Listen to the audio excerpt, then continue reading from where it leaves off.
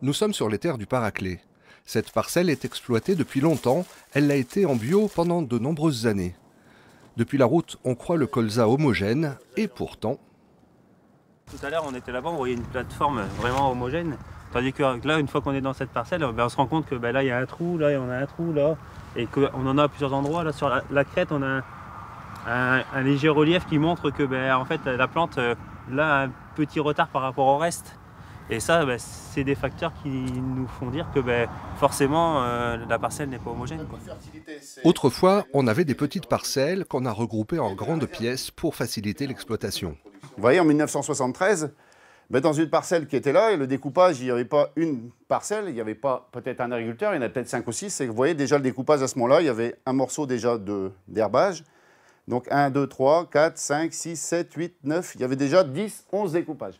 C'est là qu'intervient la technologie. On recrée l'historique des sols avec d'anciennes vues aériennes qu'on superpose avec les plans actuels. L'histoire, ça laisse des traces. Et au niveau du sol, le sol a une mémoire très importante sur les pratiques qu'il a pu subir, sur les apports qu'il a pu avoir, les cultures qui ont été mises en place, les différents types de structures. Il y a des gens qui sont éleveurs, d'autres qui ne le sont pas, des gens qui ont mis des fumiers, qui n'en ont pas mis. Donc toutes ces façons culturelles font que le sol se comporte de façon différente puisqu'il n'a pas été habitué à recevoir les mêmes choses.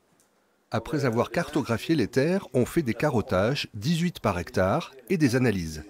Voici le résultat. Sur la même parcelle, en bleu, pas besoin de mettre beaucoup de produits. En rouge, il faut la dose.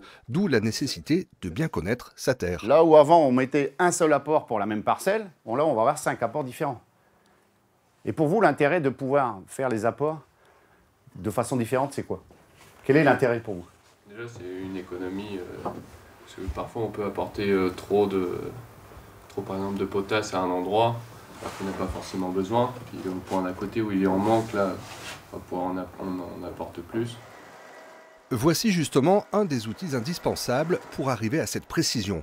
Un épandeur intelligent qui s'adapte au terrain. Ce qui est un petit peu plus moderne maintenant sur cet appareil-là, c'est que voilà, ici, on va avoir un déplacement qui va se faire électriquement. Et en fait, il va lire la cartographie qu'on lui a donnée. Et donc, il va pouvoir moduler électriquement en fonction des zones, puisqu'il a une antenne GPS, il sait où il est. Et donc, en fonction de la zone, il va pouvoir modifier le dosage que l'on a mis. Là, c'est un matériel qui coûte combien, ça?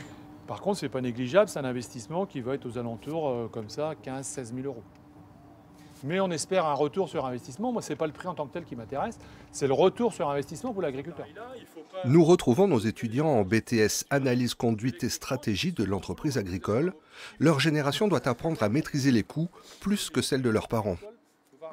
Avant, quand le prix était vraiment... Enfin, on savait qu'on gagnait, donc si on faisait moins possible, on mettait l'engrais, c'était du 15-15, puis c'est tout. Enfin, on cherchait pas... On faisait pas attention, quoi.